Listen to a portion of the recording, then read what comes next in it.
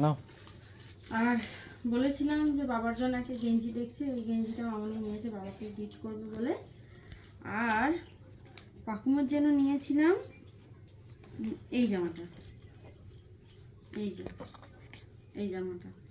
আর একটা স্টোরি আছে, সেটা হচ্ছে ওই ভিডিওতে ভালো করে খেয়াল করলে দেখবেন যে পাকুমা একটা জামা নিয়ে খুব টানাটানি করছিল, কিন্তু ওর জন্য ওটা নিইনি। দেখে মনে হয়েছিল আমার ওই জামাটা অনেকটা বড়, তাই ওটা নিইনি।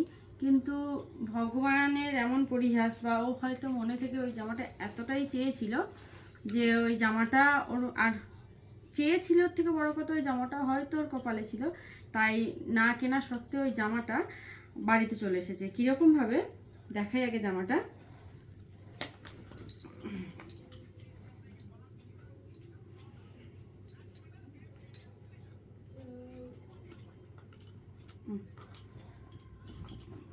যা ঠিকই হচ্ছে না, দাঁড়ান একটু।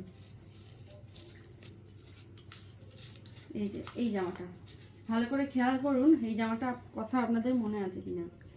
এই জামাটা আমরা তো গেছিলাম শনিবার, রবিবার পায়েল আর সংগ্রামদা গেছিল ওই বাজার কলকাতাতেই। তো ওখানে গিয়ে ওদের আবার এই জামাটা খুব পছন্দ হয়েছে পাকুমের জন্য, দিয়ে ওরা পাকুমের জন্য এই জামাটা নিয়ে এসেছে। ওরা যখন জামাটা দিচ্ছিল আমার দেখে ভীষণ অবাক লেগেছিল, কি অদ্ভুত ব্যাপার, পাকুম এই জামাটা নেওয়ার জন্য বায়না করছিল হয়তো না বুঝে, কিন্তু আমরা না নেওয়া সত্ত্বেও ওর জিনিস ওর কাছে চলে এসেছে, মানে ও হয়তো মন থেকে এটা খুব চেয়েছিল।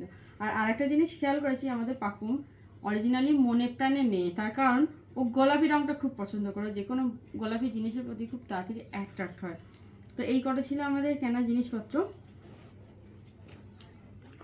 বন্ধ করে দাও।